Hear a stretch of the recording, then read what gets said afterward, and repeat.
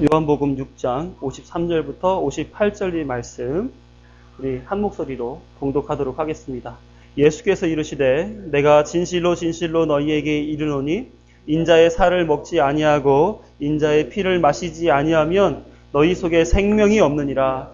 내 살을 먹고 내 피를 마시는 자는 영생을 가졌고 마지막 날에 내가 그를 다시 살리리니 내 살은 참된 양식이요 내 피는 참된 음료로다.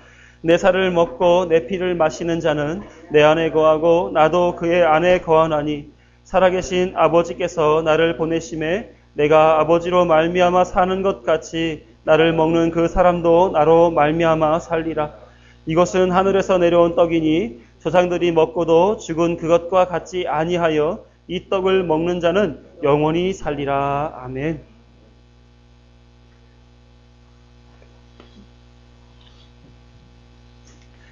지난 3번을 통해서 기독교란 무엇인가에 대해서 우리가 말씀을 나눴습니다. 오늘은 그 두 번째 시간에 났던 것이 뭐였냐면 기독교는 추상적 관념적 종교가 아니라 구체적인 종교다 하는 얘기들을 나누는데 그것을 실현하는 어떤 모습을 보여줄 수 있는 구체적인 모습으로서 성찬을 하는 그런 성찬이 있는 날입니다. 그래서 성찬의 바른 의미를 알고 그 은혜를 나누는 것이 기독교인의 필수적인 신앙의 모습이다 할 수 있는 거죠. 제 얘기를 잠깐 하면요. 저는 청년이었을 때 그때는 세상 즐거움 아주 누리고 살았던 사람이에요. 물론 아주 호화스럽고 막 이렇게 살진 않았지만 제가 군생활 했을 때 군에 있으면서는 아무도 저한테 이렇게 제지를 한다거나 지도해준다거나 이런 분들이 없잖아요. 그러니까 그냥 제가 좋아하는 대로 친구들이랑 어울려서 그냥 재밌다, 세상이 즐거움이다 라고 하는 것에 그냥 더불어 살았던 걸로 지금 기억해요.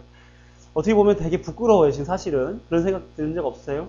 내가 20대 때 허랑방탕하게 막 이렇게 의미 없이 살았던 그 시간들을 생각하면 어떻게 보면 참 부끄럽다 이런 생각들을 참 많이 해요. 성찬이 있는 날이었는데 그 전날 밤에 성찬이 있는지도 모르고 진탕수를 마셨어요. 그러고 보니까 주일인 거예요, 다음날이. 아침에 어머니는 아침에 일찍 교회를 가시니까 저 혼자 이제 일어나가지고 맞아 교회 가야 돼 하고 이제 나름 신앙이 있다고 생각을 했으니까 쓰린 속을 안고 교회를 갔지요.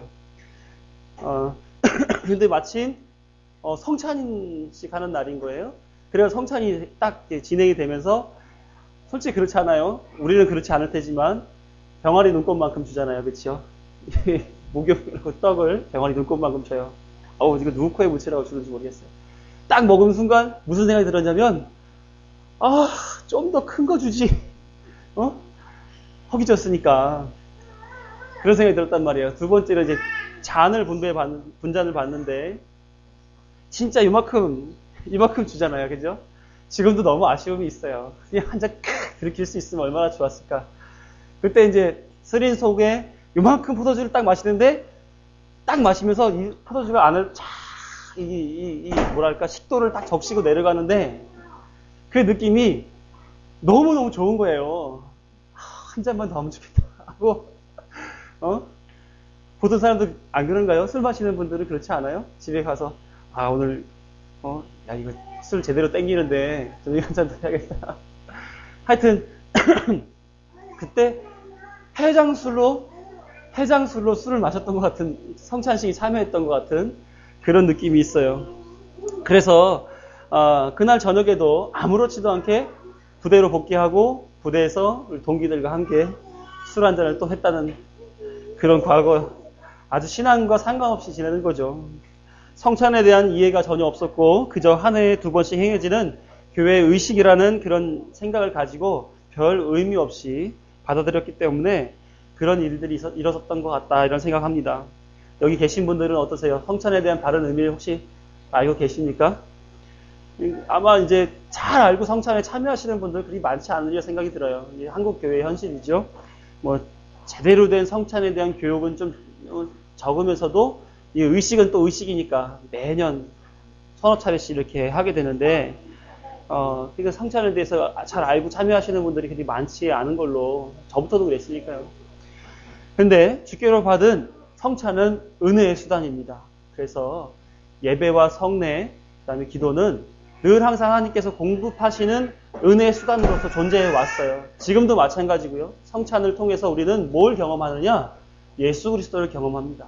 예수 그리스도를 경험하면서 예수님이 기념하라 하셨던 예수님의 그 삶들을 우리가 되새기면서 은혜를 받는 거예요. 다시 말하면 이것은 성찬으로서 끝나는 것이 아니라 이거는 복음입니다. 복음. 죄인된 성도를 구속하셔서 하나님의 나라의 잔치에 참여시키시고 기념하라고 하신 거룩한 예수님의 뜻이에요. 이를 통해서 예수님과 연합함을 경험하고요. 세속과 구별됨을 인식하게 되고 하나님의 백성임을 확인하고 하나님 나라에서 신부로서 그리스도를 맞이하게 되는 자신을 경험하는 거예요. 그러니까 성찬식이라고 하는 것은 상당한 의미가 있는 그런 것입니다. 그럼에도 불구하고 기쁨과 감격과 감사가 전혀 없는 성찬식, 마치 예수님의 죽음을 애도하는 우울한 성찬식, 형식에 매여 행사로 치부되는 메마른 성찬식을 여태까지 해오고 있지 않았는가 이런 생각을 해봐요. 그래서 매월 우리가 넷째 주가 되면 성찬식을 진행하게 될 텐데 그때마다 의미를 되새기면서 우리 연합교회 성도님들은 성찬에 대한 바른 이해를 가지고 참여할 수 있도록 그렇게 같이 함께 만들어 갈 겁니다. 그래서 성찬을 거기서 보시면 누가복음 22장 보세요. 19절로 20절까지 함께 읽습니다. 시작. 또 떡을 가져 사례하시고 떼어 저희에게 주시며 가라사대 이것은 너희를 위하여 주는 내 몸이라. 너희가 이를 행하여 나를 기념하라 하시고 저녁 먹은 후에 잔도 이와 같이 하여 가라사대 이 잔은 내 피로 세우는 새 언약이니 곧 너희를 위하여 붓는 것이라. 아멘. 성찬은 예수님께서 잡히시기 전날 저녁에 제자들과 함께 마지막 식사를 하시면서 제정하신 성례예요. 사람들이 만든 일이 아니라 예수님이 만드신 일이에요. 이를 통해서 모든 믿는 자들은 예수님을 기억하라고 그래서 그 떼어진 떡을 먹고 잔을 마시게 되는 거예요. 예수님은 이 명령과 더불어서 두 가지 약속을 해주셨는데 뭐냐면 주께서 나를 위해 떼어주신 떡과 잔을 내 눈으로 분명히 보듯이 주님의 몸도 나를 위하여 제물로 드려졌고 그의 피도 나를 위하여 십자가에 흘려지신 것이 분명하다라는 것을 예수님이 확실하게 했단 말이에요. 두 번째는 뭐냐면 그리스도의 몸과 피의 확실한 상징으로서 우리가 떡과 포도주를 받아 맛보는 것이 그리스도께서 친히 십자가에 못 박혀 달리신 몸과 흘리신 피로 내가 영생 누리도록 나의 영혼을 먹이신다 라고 하는 것이 확실하다고 하는 겁니다. 그러니까 이 성찬식은 예수님이 우리에게 약속하신 바가 있다는 거예요. 우리의 삶을, 우리의 영생을 하나님께서 예수님께서 책임져 주시고 그것을 계속해서 재확인하라고 만들어주신 제도가 바로 성찬이라고 하는 겁니다. 우리 그 말씀, 마태복음 26장에 있는 말씀 계속해서 한번 같이 읽어봅니다. 시작. 저희가 먹을 때에 예수께서 떡을 가지사 축복하시고 떼어 제자들을 주시며 가라사대 받아 먹으라 이것이 내 몸이니라 하시고 또 잔을 가지사 사례하시고 저희에게 주시며 가라사대 너희가 다 이것을 마시라 이것은 죄 사함을 얻게 하려고 많은 사람을 위하여 흘리는 바 나의 피 곧 언약의 피니라. 언약의 피. 이 피와 떡이 살과 피가 언약의 가치를 가지고 우리에게 이렇게 다가오게끔 예수님께서 하셨다라고 하는 겁니다. 그러니까 우리는 예수님의 마음을 기억해야 돼요. 그리고 그분의 말씀을 믿고 감사한 마음 가지고 기념하면서 성찬식에 참여해야 되는 겁니다. 이러면 기본적인 성찬에 대해서 다 배우신 거예요. 하산하도록 할까요? 자, 조금 더 깊이 한번 들어가 보도록 할게요. 성찬을 영어로 말하자면 이거예요. The Lord's Supper라고 하는 거예요. 뭐냐면 왕의 잔치라는 얘기예요. 이 잔치는 소위 우리가 생활 속에서 한번 이벤트로 경험하는 경로잔치, 돌잔치, 생일잔치 이런 식의 잔치가 아니에요. 예수님께서 완성하시는 새하늘과 새 땅에 존재하는 어린 양, 신부 대신 신랑 대신 예수 그리스도 어린 양의 신부로서 우리가 혼인잔치에 참여하게 되는 것을 상징하며 만들어지는 거예요. 그러니까 이것은 누가 만드는 거냐면 하나님이 직접 배설하시고 하나님께서 직접 그 기쁨을 나눠 먹자 진행하시는 그런 예식이 바로 성찬 예식이다라고 하는 거예요. 그러니까 여기는 이 땅에 있는 세상의 잔치가 아니라 하나님 나라의 잔치라고 하는 거예요. 영적인 잔치라고 하는 거예요. 성경 곳곳에서 그래서 하나님은 성찬에 참여할 자들을 예수 그리스도를 통해서 찾고 계시는 것을 볼 수가 있어요. 누가복음 7장 34절을 보게 되면 같이 읽습니다. 시작. 인자는 와서 먹고 마심에 너희 말이 보라 먹기를 탐하고 포도주를 즐기는 사람이요 세리와 죄인의 친구로다 하니. 자, 예수님은 세리와 죄인들과 함께 음식 먹기를 즐거워하셨단 말이에요. 여기만 기록된 것이 아니에요. 마가복음 2장 17절도 보게 되면 시작. 예수께서 들으시고 그들에게 이르시되 건강한 자에게는 의사가 쓸데없고 병든 자에게라야 쓸데가 있느니라. 나는 의인을 부르러 온 것이 아니요 죄인을 부르러 왔노라 하시니라. 아멘. 자, 예수님께서 누구를 만나러 오셨냐면 죄인을 만나러 오셨어요. 죄인을 위해서 예수님께서 오셨다라고 얘기를 하세요. 그러니까 죄인이 어떠한 사람들인가 이런 생각을 좀 해볼 필요가 있잖아요. 이 죄인들의 공통점은 뭐냐? 심령이 가난한 자들이라는 거예요. 심령이 가난한 자들. 이 심령이 가난한 자들이 어떠한 사람인지 마태복음 22장 1절부터 14절에 보게 되면 잘 나타나 있어요. 함께 읽습니다. 시작. 예수께서 다시 비유로 대답하여 이르시되 천국은 마치 자기 아들을 위하여 혼인잔치를 베푼 어떤 임금과 같으니 그 종들을 보내어 그 청한 사람들을 혼인잔치에 오라 하였더니 오기를 싫어하거늘 다시 다른 종들을 보내며 이르되 청한 사람들에게 이르기를 내가 오찬을 준비하되 나의 소와 살찐 짐승을 잡고 모든 것을 갖추었으니 혼인잔치에 오소서 하라 하였더니 그들이 돌아보지도 않고 한 사람은 자기 밭으로 한 사람은 자기 사업하러 가고 그 남은 자들은 종들을 잡아 모욕하고 죽이니 임금이 노하여 군대를 보내어 그 살인한 자들을 진멸하고 그 동네를 불사르고 이에 종들에게 이르되 혼인잔치는 준비되었으나 청한 사람들은 합당하지 아니하니 네거리 길에 가서 사람을 만나는 대로 혼인잔치에 청하여 오라 한데 종들이 길에 나가 악한 자나 선한 자나 만나는 대로 모두 데려오니 혼인잔치에 손님들이 가득한지라. 임금이 손님들을 보러 들어올 때 거기서 예복을 입지 않는 한 사람을 보고 이르되 친구여 어찌하여 예복을 입지 않고 여기 들어왔느냐 하니 그가 아무 말도 못하거늘 임금이 사관들에게 말하되 그 손발을 묶어 바깥 어두운 데에 내던지라. 거기서 슬피 울며 이를 갈게 되리라 하니라. 청함을 받은 자는 많되 택함을 받은 자는 적으니라. 이 마태복음 22장은 예수님이 천국을 비유하며 설명했어요. 그래서 천국은 아들을 위해 혼인잔치를 베푼 어떤 임금과 같다. 이렇게 말씀하시죠. 마치 하나님을 상징하는 것 같은 느낌이 들지 않으세요? 그죠? 여기에 하나님이 1차적으로 초대한 사람들이 있습니다. 그런 초대를 받은 사람들이 이제는 잔치가 준비되어 있으니까 와서 잔치 참여해서 즐기십시오라고 종들을 보내서 초대받게끔 오게끔 했단 말이에요. 그런데 그 사람들이 뭐 했냐면 귀를 기울이지 않더라는 거예요. 장사하러 가고 밭일하러 가고 심지어는 그 종들을 붙잡아 그 임금을 모욕하고 죽이기까지 그 자기 할 일들을 했다는 거예요. 자기 소견에 오른 대로 살았다는 거죠. 임금은 군대를 보내서 그들을 모두 죽여버리고 도시까지 살라버리는 그런 일들을 벌입니다. 또 종들에게 그러면은 내 거리에 나가가지고 아무나 좀 데리고 와봐라. 잔치를 해야 되니까. 그래서 종들이 큰 길가로 나가서 악인이나 선인이나 다 구별 없이 다 데리고 왔어요. 그런데 어떤 사람을 보니까 예식을 치를 복장이 준비되어 있지 않은 자가 있더라는 거예요. 그래서 그 사람에게 친구요 어찌 예복을 입지 않았는가 이렇게 물어보니까 그가 준비가 안 된 자라 말씀을 못 드리는 거예요. 대답할 수가 없는 거죠. 그랬더니 그 손을 묶어 내쫓으며 저주를 하게 되죠. 슬피 울며 이를 갈게 될 것이다. 마치 이런 사람들을 얘기하는 것 같아요. 하나님 나라 잔치에는 택함 받은 자, 구별된 자가 참여할 수밖에 없는 곳이다. 그렇죠? 다른 분들이 오는 것이 아니다. 하나님은 그런 사람을 찾는다라고 하는 것을 알 수가 있는 거예요. 누가복음 18장 25절에 보게 되면 낙타가 바늘길로 들어가는 것이 부자가 하나님 나라에 들어가는 것보다 쉬우니라 이렇게 말씀하시면서 하나님 나라에 들어가는 것은 낙타가 더 쉽다라고 얘기하는 거잖아요. 그렇죠? 이 부자는 못 들어간다는 얘기를 하는 거예요. 다시 말하면 위에 마태복음 22장에서 얘기했던 그 하나님 나라의 임금의 잔치에 사람들이 들어오지 못했던 것은 뭐냐? 바로 부자였기 때문에 못 들어왔다는 거예요.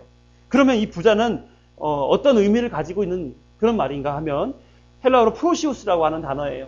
이 프로시우스라고 하는 단어는 무슨 뜻이냐면 자신이 자신의 주인인 줄 아는 사람을 부자라고 얘기하는 거예요.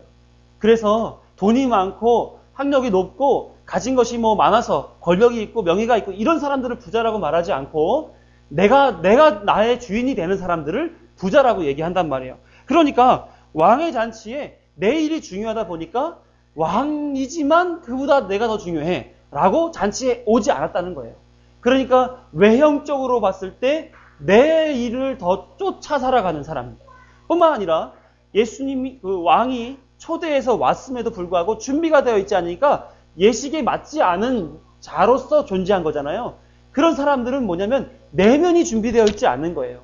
그래서 내면이 준비되어 있다 그러면 그런 친구여 어찌 당신은 예복을 준비하지 않았는가? 그랬을 때에 제 형편이 어떻고 이렇고 어때서 제가 그렇지만 최선을 다해서 준비하고 온 겁니다.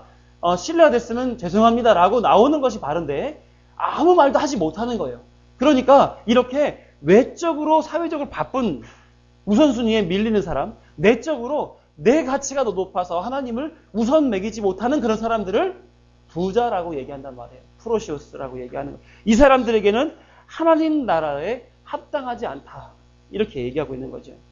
그러면 누가 잔치에 참여할 수 있겠습니까? 마태복음 5장 3절에 보게 되면 같이 읽습니다. 시작. 심령이 가난한 자는 복이 있나니 천국의 그들의 것이며 심령이 가난한 자가 천국을 소유하게 된다. 이렇게 얘기하고 있어요. 그러니까 심령이 가난한 자는 누굽니까? 아까 예수님이 같이 음식을 나누었던 세리 같은 사람, 죄인 같은 사람, 또 악인들을 얘기하는 것이죠. 그러니까 죄인들을 얘기하는 것이죠. 죄인을 부르러 왔다고 했으니까. 그러니까 심령이 가난하다는 말은 무엇이냐면 사회적으로 내가 가난하고 세리는 가난한 사람이 아니었잖아요. 사회적 지위가 낮고 세리는 낮은 사람은 아니었습니다. 그런 사람들, 세상적인 가치로 가진 자, 부유한 자 이런 사람을 얘기하는 것이 아니라 영적으로 자신이 죄인 되었음을 고백할 수 있는 사람, 내가 부족하고 연약하다라고 하는 것을 안타까워 여기며 하나님 앞에 이 부분에서 내가 너무너무 안타까운 애통의 여김을 받을 수밖에 없는 사람입니다 라고 생각하는 자만이 심령이 가난한 자다라고 얘기할 수 있는 거예요. 그런 사람이 예수님 앞에 나왔을 때 예수님은 그들과 함께 떡을 떼고 잔을 나누는 그런 식사 교제를 했다라고 하는 거예요. 우리도 늘 항상 교회에 나올 때에 또 성찬에 참여할 때에 늘 항상 이런 마음이 있어야 됩니다. 심령이 가난한 마음이 있어야 돼요. 내 영적으로 갈급한 마음이 있어야 되고 하나님 앞, 예수님 앞에 예수님이 아니시면 저는 아무것도 누릴 수도 없고 가질 수도 없고 자유로울 수도 없는 그런 사람입니다라고 하는 그런 영적 연약함을 고백하고 나오는 그런 심령들로 되어야 된다라고 하는 겁니다. 그러니까 내가 우선이 아니라 하나님이 우선이고 언제 초대받을 줄 모르나 그렇지만 초대를 위해서 늘 준비하고 있는 그런 심령이 가난한 마음, 그 가난한 마음을 가진 자가 초대에 받아 들어올 수 있다 이렇게 얘기하는 거예요. 누가복음 15장에 보게 되면 바리새인과 서기관이 예수님이 죄인들을 영접하고 음식을 함께 먹는다고 수군거리고 있어요. 여기에는 무슨 말씀이 담겨져 있느냐면 하나님의 마음이 담겨져 있어요. 부자는 들어올 수 없고 심령이 가난한 자만이 들어올 수 있는데 그 심령이 가난한 자에 대한 하나님의 마음이 어떠한가 우리가 한번 그 마음을 한번 이해해 보자고요. 첫 번째 누가복음 15장에 보게 되면 예화가 한 가지 주제로 세 종류의 예화가 있습니다. 첫 번째 예화는 이른 양의 비유에 다 아시죠? 100마리의 양을 치는 목자가 있는데 한 마리가 없어졌어요. 그러더니 100마리를 들여놔두고 한 마리를 찾으러 나아가는 그런 예화예요. 그런데 한 마리를 찾은 후가 더 중요해요. 어떤 식이냐면 찾았단 말이에요. 그래가지고 찾았으면 이 녀석하고 혼을 내주거나 아니면 묶어놓는다거나 이렇게 할 수 있었을 텐데 목자는 그 양 한 마리를 위해서 벗과 이웃을 불러다가 잔치상을 벌려요. 신기한 일이죠. 그럼 그 양을 잡아서 잔치를 벌여야 되는데 양을 잡았을까요? 그렇지도 않단 말이에요. 그 기쁨을 나누는 거예요. 기쁨을. 무슨 마음인데 그럴까요? 그랬더니 그 마음이 무슨 마음이냐고 소개되냐면 이 양 한 마리는 죄인이었다.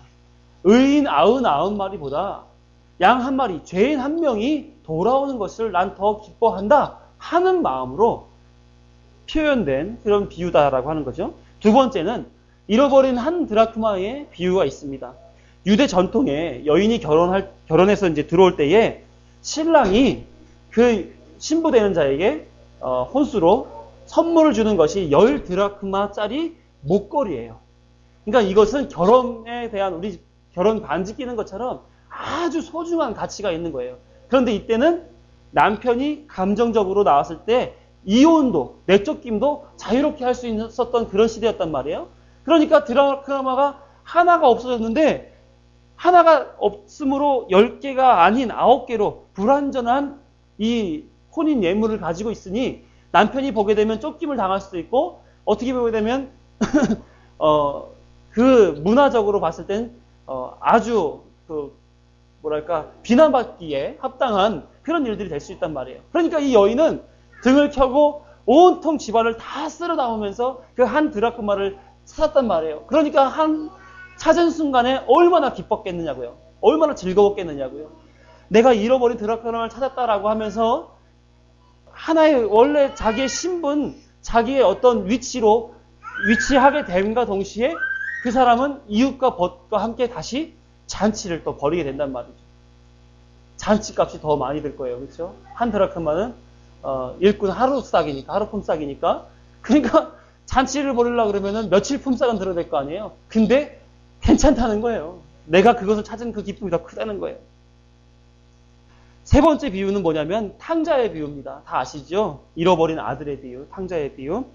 당시 이들 사회에서 유산 받는 것은 아버지가 돌아가셨을 때 유산을 받을 수가 있어요. 그런데 작은 아들이 아버지 저 하고 싶은 게 너무 많으니까 돌아가시기 전에 미리 좀 유산 좀 땡겨주세요. 이렇게 얘기했단 말이에요. 그럼 요즘 같으면 어떻게 받아들일까요? 이 네 가지 없는 것 하면서 자식한테 혼을 낼 수도 있단 말이에요. 그런데 아버지는 그 어린 마음에 그렇게 하는 것을 보고 큰 형과 작은 아들 둘 모두에게 각각 재산을 나눠주게 돼요. 그런데 며칠 안 있어서 이 작은 아들이 싹 다 유산을 가지고 다른 나라에 가가지고 허랑방탕하고 다 소비하고 온단 말이죠. 그런데 그것이 아무런 계획성 없이 많은 금액을 가지고 그냥 막 물 쓰듯이 썼단 말이에요. 그러면 언젠간 바닥이 드러나는 거 아닙니까? 우리 인생이 그렇지 않아요? 그냥 소진하고 쓰고 또 쓰고 또 쓰면 결국은 자기 한계점까지 들어오게 되는 거예요. 늘 항상 한계를 맞닥뜨리는 일들을 우리는 경험하지 않습니까? 결국은 이 아들이 아버지를 기억하죠. 아버지 안에 있으면 종들도 그 상의 음식을 먹고 그 종들도 그 아버지의 부유함을 같이 누리게 되고 종들도 편안하고 안락하게 산다. 그러면 나도 아버지께로 돌아가는 것이 마땅하지 않느냐. 그는 지금 돼지에게 들에 나가서 염을 먹이는 일을 한단 말이에요. 가장 비천한 일을 하고 있어요. 그러니 아버지가 얼마나 그립겠습니까? 그죠?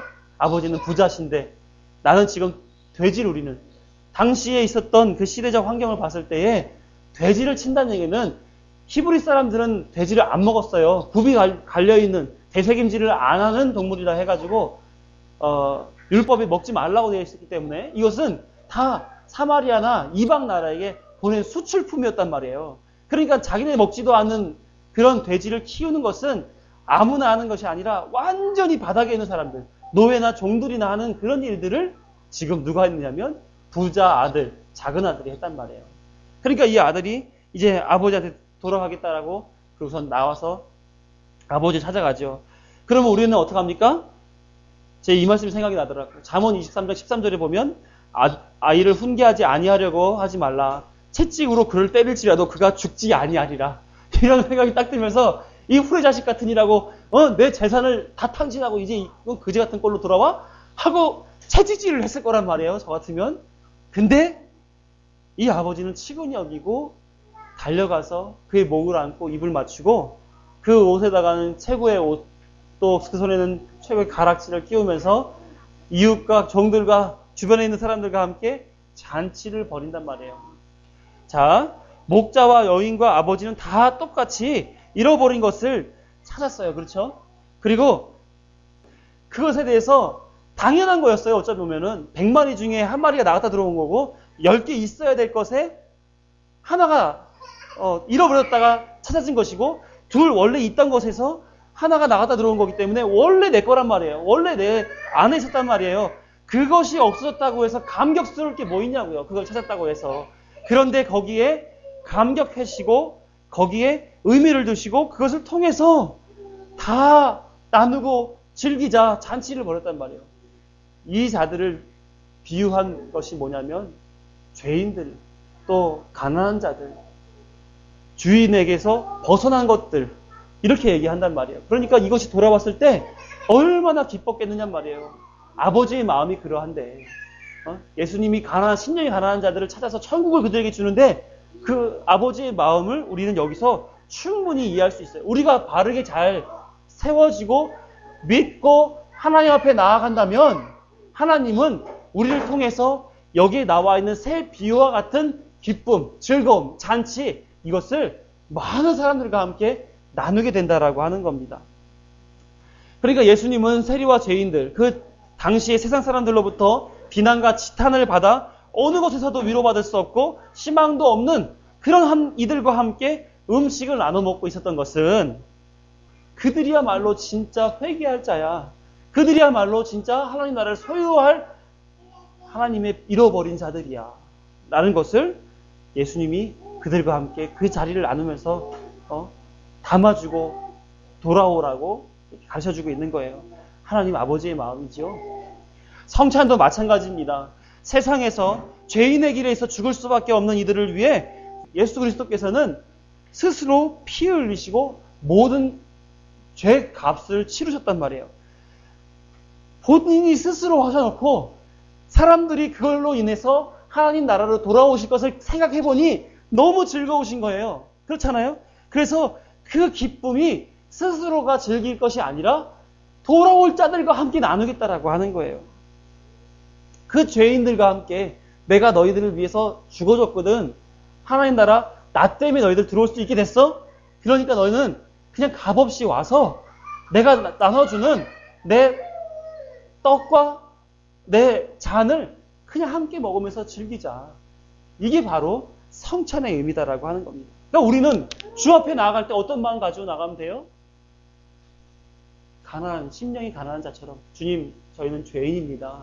주님, 저희는 주님 아니고서는 한치도 한순간도 의롭게 살 수 없는 자들입니다. 하나님 나라에 저희를 불러주셔서 우리가 살게 되었는데 그 감격과 기쁨이 얼마나 큰지 주님이 배설하신 이 잔치 저도 누리고 싶습니다. 이러고선 주 앞에 나오는 거예요. 그러면은 슬퍼하는, 애도하는 그 무거운 성찬식 해야 됩니까? 아니면 즐거운 축제 같은 성찬식을 해야 됩니까? 축제 같은 성찬식을 해야 되는 거예요. 제가 어제 이거 보러 사러 이제 가서 고민을 했어요. 왜냐하면 우리가 익숙한 것은 엄숙한 분위기에서 장갑 끼고 둘이 해가지고 이렇게 여기 보면 하얀색에 나를 기념하라 써있는 나를 기념하라 이렇게 써있는 휘장으로 덮어져 있는 그런 식의 우리가 성찬식 할 때 그 분위기를 기억하는데 체크무늬 파란색 이거 성찬식이 너무 가벼운 거 아니야? 이렇게 보실까봐 그렇지만 성찬식의 본질은 예수님이 해놓으신 그 즐거운 일들을 우리와 함께 하시겠다라고 하는 그 기쁨인 거니까 이것을 해도 얼마나 우리에게 그 마음이 전달될 수 있으리까 생각이 들어서 이렇게 준비가 됐어요.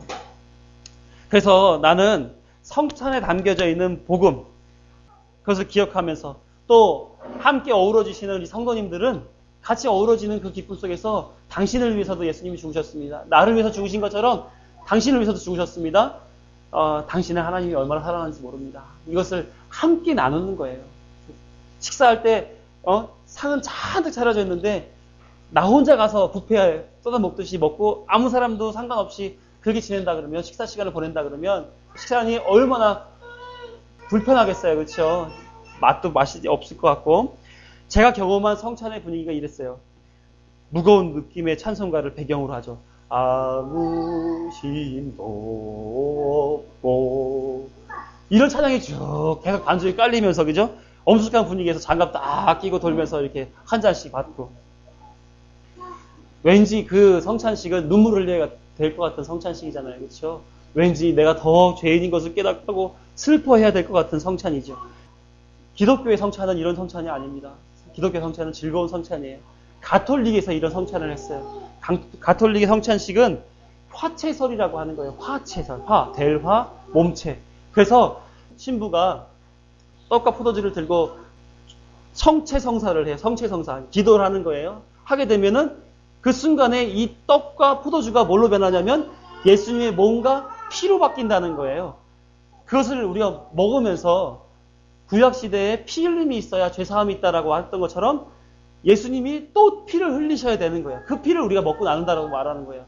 그런데 이거에 대한 논쟁이 너무너무 많았거든요. 그러면 이런 거 있잖아요. 입에 넣었을 때 변했다 그러면 우리가 뭘 먹어야 돼요? 인육을 먹는 거예요. 인육을 생으로 우리가 선짓국 먹듯이 선짓국에 들어가는 그 생피를 우리가 먹는 그런 거예요. 그 너무 다 로마 시대만 하더라도 중세만 하더라도 저 사람들은 식인종이다 이렇게 얘기하는 경우들도 있었단 말이에요. 이방인들이. 그러면은 내 몸속에 들어 소화될 때 이게 예수님의 몸과 피로 바뀌나? 그것도 되게 웃기는 얘기인 거예요. 그거는. 자, 만약에 이거를 흘렸어요. 먹다가 하면서 피했단 말이에요. 그럼 뭐예요? 예수님의 피를 토해버린 거예요. 이건 얼마나 큰 죄가 되겠어요. 그렇죠? 만약에 다 하고 나서 딱 인원수만큼 딱 준비돼가지고 딱 먹고 딱 끝났다 그러면 되는데 남았단 말이에요. 그럼 이거를 예수님의 피니까 냉장 보관해야 되나요? 다음에 먹게? 만약에 창고에 보관했는데 쥐가 먹었어요. 그럼 예수님의 피를 먹은 쥐, 예수님의 살을 뜯은 쥐, 그럼 걔도 굉장히 거룩한 쥐가 되겠네요. 그렇죠? 이건 아무 가치가 없는 그런 얘기들을 한 거란 말이에요. 사람 눈에 더 엄숙하고 예수님과 더 직접적인 관련이 있어 보이기 위한 그들의 외식이 거기에 담겨져 있다고 하는 거예요. 심지어 더 나아가서 이 떡에 대해서 절을 하는 사람들도 있었단 말이에요. 이건 뭐냐? 우상 숭배가 아닐 수 없는 거죠. 우상 숭배인 겁니다. 성공회나 로토교에서도 성찬을 매주 해요. 이들은 공제설을 믿습니다. 그래서 함께 알공 있을제. 그래서 이 떡과 잔이 있을 때에 보는 것은 떡과 잔이 포도주지만 이 안에 본질의 내부적인 본질은 예수님의 살이요, 예수님의 피다. 이렇게 믿고 있는 거예요. 그러니까 이 떡과 잔이 예수님의 본질을 담을 수 있는 그릇으로서 쓰임받는다라고 생각을 하는 것이죠. 그런데 이 화채설과 공제설은 상당한 신학적인 오류를 가지고 있는 것이 있어요. 예수님의 인성에 대해서 잘못 이해된 거예요. 그럼 예수님은 계속해서 반복적으로 이 땅에 오셔서 피 흘리셔야 되는 거예요? 아니죠. 단번에 죽으심으로 모든 죄사함이 이루어졌단 말이에요. 그럼 계속해서 우리가 예수님의 잔을 마시면서 피를 마시면서 죄사함을 반복해서 받을 필요가 없다는 얘기예요. 단회적 사건이기 때문에 우리는 거기서 그냥 다 종결된 거예요. 더 이상 예수님의 흘린 피와 찢겨진 살을 먹을 필요는 없는 거죠. 그러니까 이 화채설과 공제설은 문제가 있다. 뿐만 아니라 성령께서 그 일을 이 땅에서 지금 하고 계신단 말이에요. 예수님은 하늘나라에 계시죠. 그렇죠? 우편보좌에서 지금 통치하고 계신단 말이에요. 그런데 이 땅에 보내신 바는 누구예요? 보혜사 성령이 보내주셨다고요. 그럼 그 성령이 우리의 구속하는 이 성찬을 비롯해서 모든 세사업을 다 주관하고 계신데 그 순간만큼 예수님이 오셔야 되는 거예요. 그러면 성령의 역할이 그 순간에는 없는 거잖아요. 그건 성경적이지 않다라고 말하는 거죠. 그러니까 이 화채설과 공제설은 아주 문제가 있는, 천주교회 가는 거 이거 그냥 옆에 여기 앞에도 천주교회가 있지만 이거는 신학적으로 문제가 좀 있습니다. 자, 뿐만 아니라 쯔빙글리라고 하는 스위스 개혁 신학자가 있었는데 그 사람은 기념설을 얘기해요. 이거는 그냥 단순히 예수님이 기념하라고 했으니까 기념하면 돼 라고 가르치는 사람이었습니다. 그랬다 그러면은 이 성찬에 담겨져 있는 성령의 어떤 신비로움이 전혀 반영되지 않은 거기 때문에 문제가 있다. 그래서 우리는 뭘 믿느냐? 영적 임재설을 믿습니다. 우리 개혁교회 장로교회는 영적 임재설을 믿어요. 되게 중요한 부분이니까 이건 좀 기억해 주시면 좋아요. 영적 임재설의 의미는 뭐냐면 예수님의 몸이 성령 하나님의 역사를 통해서 실제로 혹은 참으로 떡에 임한다라고 보는 거예요. 따라서 영적 임재설은 전달 내용에 있어서는 실제 있는 예수님의 구원하신 몸, 부활하신 몸, 또 예수님의 부활하신 그 육신에 있는 피, 그것이 여기에 실제적으로 전달된다라고 얘기하는 거예요. 그렇지만 전달 방식에 있어서 얘가 변하는 게 아니라 영적으로 여기에 임재하신다라고 얘기하는 거예요. 그래서 이것을 개혁 신학하는 속에서는 영적 임재설이라고 믿는 거예요. 그래서 이 임재가 성령님의 사역이고 우리의 영혼에 역사하기 때문에 영적이다 이렇게 얘기할 수가 있는 것이고, 성령은 이중적으로 이 떡을 영적으로 변화시켜서 상징이 되게 되고, 또 우리는 또 영적으로 이것을 먹을 수 있는 자로 변화시켜서 이중 영적으로 우리가 관계할 수 있는 거죠. 먹을 수도 있고 먹힐 수도 있는 그런 관계가 되는 것이에요. 그래서 우리가 떡을 먹을 때 우리의 몸은 입을 통해서 정말로 떡을 먹고요, 우리 영혼은 믿음을 통해서 예수님의 참 몸을 먹게 되는 거예요. 그러니까 믿음은 영혼의 입과 같은 것이죠. 성경이 말할 때 예수님 뭐라고 했어요? 내 몸이 생명의 떡이다 이렇게 얘기하잖아요. 그렇죠? 그와 같은 얘기를 하는 거예요. 직접 예수님의 몸을 내가 뜯어 먹는 게 아니라 영적으로 임재하신 이 떡과 포도주를 우리가 먹으면서 영적이신 예수님을 생명의 떡으로 먹게 된다라고 하는 거죠. 그래서 칼빈이 이렇게 비유를 했어요. 태양은 저 태양계에 존재하고 있다. 하지만 자신이 가지고 있는 빛을 이 지상에 있는 생명체에게 전달하고 있다라고 하는 거죠. 그러면 예수님은 천국에 계시지만, 하나님 나라에 계시지만 우리는 이곳에 있으면서 예수님이 존재하시는 그 자리는 거기지만 우리는 예수님의 그 영향력 아래서 그 떡을 먹는다라고 말하는 거예요. 예수님 몸 자체를 먹는 것은 아니지만 그 몸이 전달하는 영혼에 필요한 양식을 먹는다라고 하는 거죠. 그러니까 실제로 우리는 주님의 몸을 먹는 것이죠. 우리 영적인 존재로서. 성찬은 우리의 영혼이 주님의 살과 피를 먹는 소중한 교회의 예식이 되는 거예요. 그러니까 이 성찬이 우리에게 있어서 은혜의 수단이다라고 말할 수 있는 것이죠. 그래서 성찬은 예수님의 어떤 마음이 주어졌고 누구에게 줄 것인가, 왜 이것을 해야만 하는가에 대해서 우리가 이제 알게 되었고요. 우리는 영적 임재설이라고 하는 것을 부여해서 그 이해를 가지고 이제 우리가 먹는다라고 우리가 배웠습니다. 오늘 본문을 보게 되면은 거기에 이제 이 의미를 가지고 담겨져 있는 세 가지의 큰 주제가 있어요. 뭐냐면 다시 함께 오늘 본문을 한번 보시죠. 요한복음 6장 53절에서 58절 제가 빨리 읽어드립니다. 예수께서 이르시되 내가 진실로 진실로 너희에게 이르노니 인자의 살을 먹지 아니하고 인자의 피를 마시지 아니하면 너희 속에 생명이 없느니라. 내 살을 먹고 내 피를 마시는 자는 영생을 가졌고 마지막 날에 내가 그를 다시 살리리니 내 살은 참된 양식이요 내 피는 참된 음료로다. 내 살을 먹고 내 피를 마시는 자는 내 안에 거하고 나도 그의 안에 거하나니 살아계신 아버지께서 나를 보내심에 내가 아버지로 말미암아 사는 것 같이 나를 먹는 그 사람도 나로 말미암아 살리라. 이것은 하늘에서 내려온 떡이니 조상들이 먹고도 죽은 그것과 같지 아니하여 이 떡을 먹는 자는 영원히 살리라. 제가 지금 강하게 읽었던 부분들이 있어요. 이 내용들을 주로 보게 될 텐데 세 가지 성찬의 중요한 의미를 찾게 됩니다. 본문에서 생명을 다루는 내용이 여러 차례 나오는 것이 있어요. 그렇죠? 방금 내가 세게 읽었던데 생명이 없느니라, 영생을 가졌고 다시 살리리라, 사는 것 같이 나를 먹는 그 사람 나로 말미암아 살리라, 영원히 살리라. 이런 식으로 계속해서 생명에 관련된 이야기들을 하고 있다는 얘기예요. 레위기 17장 11절 14절을 보게 되면 육체의 생명은 피에 있음이라 내가 이 피를 너희에게 주어 제단에 뿌려 너희의 생명을 위하여 속죄하게 하였나니 생명이 피에 있으므로 피가 죄를 속하느니라. 모든 생물은 그 피가 생명과 일체라. 그러므로 내가 이스라엘 자손에게 이르기를 너희는 어떤 육체의 피든지 먹지 말라 하였나니 모든 육체의 생명은 그것의 피인즉 그 피를 먹는 모든 자는 끊어지리라. 당시 유대인들은 메시아가 오게 되면 그들에게 만나와 고기로 잔치를 베풀어 줄 것이다 라고 믿었단 말이에요. 왜냐하면 구약시대 출애굽 당시에 만나와 메추라기를 통해서 그 살림을 받았거든요. 그런데 예수님은 그런 것들로 너희들에게 주어서 살게끔 만들어주지 않는다. 너희들은 뭘 먹어야 되느냐? 내 살과 내 피를 먹어야 살게 된다라고 말씀하시고 있는 거예요. 율법은 피를 마시는 자는 정령 죽을 것이라고 가르치고 예수님은 자신의 피를 마셔야 산다라고 얘기를 해요. 이것은 율법을 어기라 이렇게 얘기하는 것이 아니라 피에 생명이 있다라고 얘기하는 거죠. 피를 먹으면 죽는 것과 같이 다시 한번 피를 먹으면 살게 되는 것이 그 원리다라고 말씀하시는 거예요. 당신이 생명의 근원이 되셨다 또는 생명 그 자체라고 말씀하시면서 너희는 만일 너희 구원을 위해서 무엇을 해야 되느냐? 내 찢긴 살을 먹고 내 흘린 피를 먹어야만 영생을 얻을 것이다. 이렇게 강조하고 있는 거란 말이에요. 그래서 요한복음 5장 26절을 보게 되면 이렇게 기록되어 있습니다. 우리 함께 읽습니다. 시작. 아버지께서 자기 속에 생명이 있음 같이 아들에게도 생명을 주어 그 속에 있게 하셨고 그 생명, 예수님이 가지고 계신 그 생명을 우리와 함께 나누는 것이란 말이에요.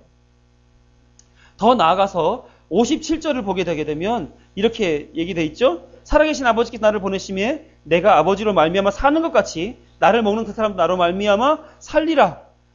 하나님 아버지께서 생명의 능력을 나에게 주시고 보내셨기 때문에 아버지로 인해 사는 것 같이 나를 먹는 사람도 나를 인해 살게 될 것이다 라고 얘기합니다. 그러니 성찬을 나눌 때마다 우리는 생명이 누구에게 있는지를 알아야 돼요. 생명은 우리에게 있는 것이 아니에요. 생명은 예수 그리스도로 말미암아 있는 거예요. 또한 그 생명의 근원을 내가 받아들이는 거룩한 시간이 되어야 되는 거예요. 두 번째 성찬은 나와 그리스도와의 거룩한 연합을 이루는 시간입니다. 56절을 보시게 되면 예수님은 성찬에 참여하는 자와 거룩한 연합을 이룬다라고 얘기하고 있어요. 내 안에 거하고 나도 그 안에 거한다. 그렇죠?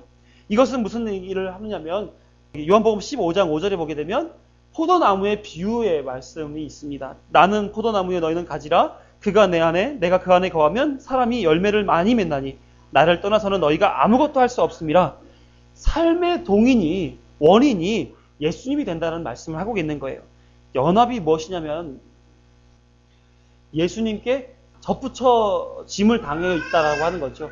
포도나무에 붙어 있다라고 말하는 거예요. 붙어 있을 땐 열매를 맺을 수 있지만 붙어 있지 않을 때에는 아무것도 할 수 없다라고 얘기합니다. 그래서 아무것도 할 수 없는 그 가지는 어떻게 되느냐?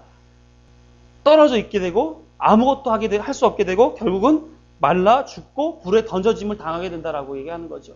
이 그리스도의 연합을 성찬을 통해서 확인할 수 있다는 얘기예요. 제임스 스튜어트라고 하는 사람이 그리스도 안에 있는 사람이라는 책을 썼는데 그 안에서 이렇게 얘기를 합니다.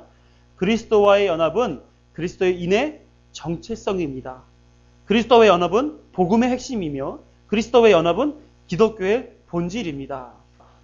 성찬을 통해서 우리는 그리스도와 함께 연합하게 되는데 그 연합은 우리의 정체성의 변화가 된다라고 하는 거예요. 내가 여태까지 그냥 사람으로 살아왔는데 그냥 한 사람의 존재로서 여태까지 있어 왔는데 이제는 성찬을 통해서 내가 이제 그리스도인이 되었다라고 하는 정체성의 변화, 그 변화된 것이 나를 채우는 것, 이것으로 온전한 그리스도인이 되어간다라고 하는 것을 확인하는 시간이 바로 성찬이라고 말하는 겁니다. 사도 바울은 다메섹에서 예수님을 만나고 이런 정체성의 변화를 갖게 되었어요. 빌립보서 3장 6절에서 9절 열심으로는 교회를 박해하고 율법의 의로는 흠이 없는 자다. 그러나 무엇이든지 내게 유익하던 것을 내가 그리스도를 위하여 다 해로 여길 뿐더러 또한 모든 것을 해로 여김은 내 주 그리스도 예수를 아는 지식이 가장 고상하기 때문이라.